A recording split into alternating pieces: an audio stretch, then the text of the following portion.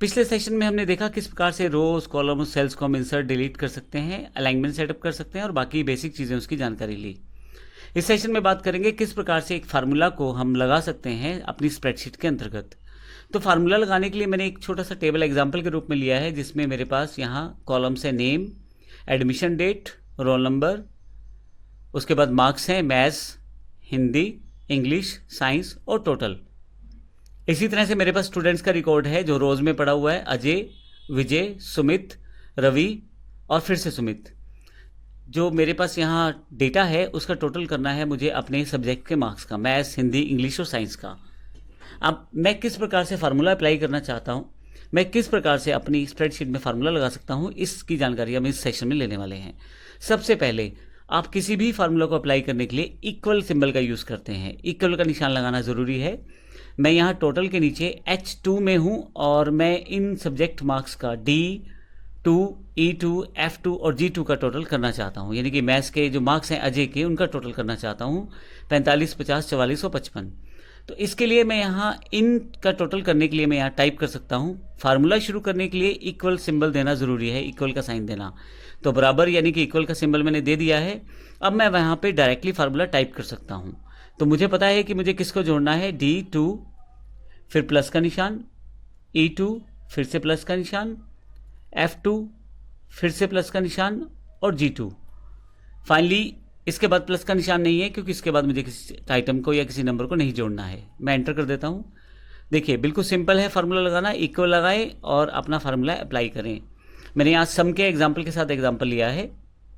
अब देखें यहाँ पे आपके पास 194 आ गया है टोटल। अगर आप यहाँ फार्मूला बार में देखें तो आपके पास यहाँ पे जो आपने प्लस किया है D2, E2, F2, G2 को, उसकी जानकारी यहाँ पे है। जब आप टोटल कर लेते हैं तो यहाँ बिल्कुल कॉर्नर पॉइंट पे एक छोटा सा बिंदु आ रहा है। अगर आप माउस यहाँ लेके जाएं तो प्लस, पतले वाले प्लस का निशान बन जाएगा। अगर आप माउस यहाँ कॉर्नर पे लेके जाएं इस पॉइंट पे तो पतले वाले प्लस का निशान बन जाएगा। आप अगर लेफ्ट क्लिक दबा के रखें इस पतले वाले निशान पे, यानी कि उस पॉइंट से आप नीचे की तरफ ड्रैग करें माउस को लेफ्ट क्लिक दबा के, तो देखेंगे कि सबका टोटल आपके पास आ गया है। ये मैंने पहला तरीका बताया है टोटल करने का। आप जब भी माउस का क्लिक करेंगे टोटल पे, तो जैसे S2 पे क्लिक किया है मैंने, तो S2 में जो फार्मूलेशन अप्लाइड है उसकी जानकारी यहाँ पे है, D2, E2, F2, G2। मैं नीचे 222 टोटल पे आता हूँ जो कि विजय के मार्क्स का टोटल है। तो यहाँ पे फार्मूला बार में देखें D3, E3, F3 और G3 है।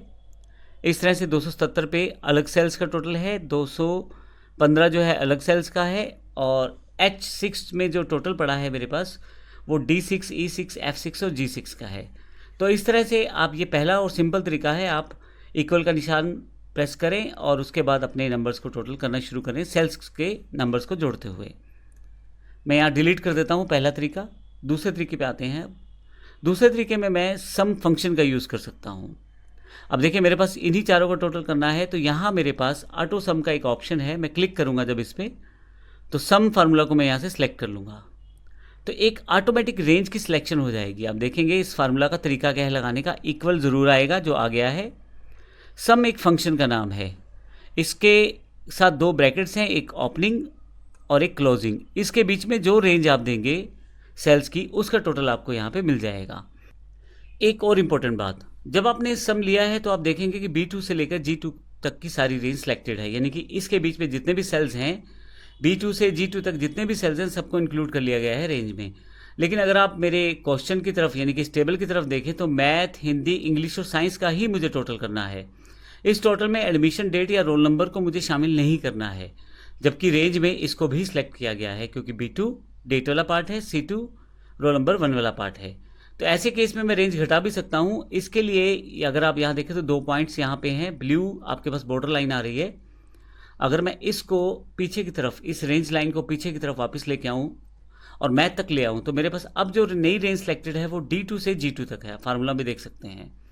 फाइनली इस तरह से आप रेंज सिलेक्शन कर सकते हैं, यानी कि जो पार्ट ऑफ डेटा नहीं चाहिए आप उसको हटा दें, इस रेंज में मत लेके आएँ, उसका टोटल नहीं होगा। तो अब D2, E2, F2 और G2 इन सभी सेल्स का टोटल होगा। मैं एंटर कर देता हूँ, मेरे पास आंसर आ जाएगा। एक बार आंसर आने के बाद फिर से कॉर्नर पॉइंट पे ये छोटा सा बिंदु है, यहाँ माउस लेके जाएं, लेफ्ट क्लिक दबा के रखें और नीचे की तरफ ट्रैक करें, तो सबका आंसर आपके पास आ जाएगा। तो ये हमारे पास दूसरा तरीका था टोटल करने का सम फंक्शन के द्वारा। मैं डिलीट कर देता हूँ। अब हम तीसरे तरीके से देखेंगे टोटल कैसे कर सकते हैं हम लोग। हम सिर्फ फार्मूला अप्लाई करना सीख रहे हैं। आप चाहें तो सम, मिनिमम, मैक्सिमम किसी भी तरह का फंक्शन यूज़ कर सकते हैं, लेकिन सम को मैंने इसलिए लिया है ताकि आपको क्लियर हो जाए।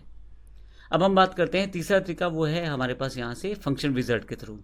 मैंने माउस को यहाँ पे क्लिक कर दिया है H2 पे, जहाँ मुझे टोटल चाहिए, फंक्शन विज़ार्ड,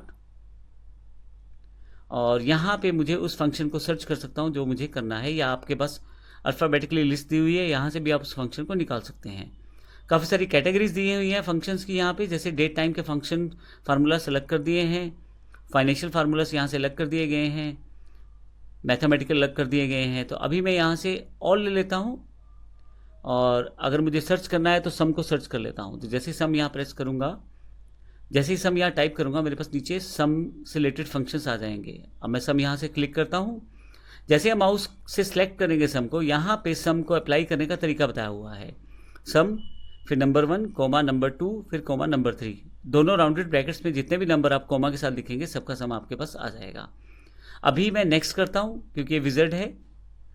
अब मेरे पास मुझे रेंज सेलेक्ट करना है, टोटल कहाँ का करना है। तो इसके लिए मैं ये वाला बटन जो है श्रिंक वाला, इस पर क्लिक करूँगा, और मैथ से लेकर साइंस तक सारा टोटल मुझे लेना है। तो ये रेंज में सेलेक्ट कर लूँगा।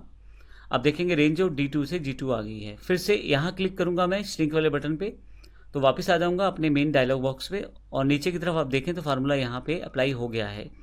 यहाँ पे साथ के साथ रिजल्ट भी दिखाया जा रहा है, और यहाँ मैं ओके कर देता हूँ तो मेरे पास आउटपुट यहाँ पे आ जाएगी।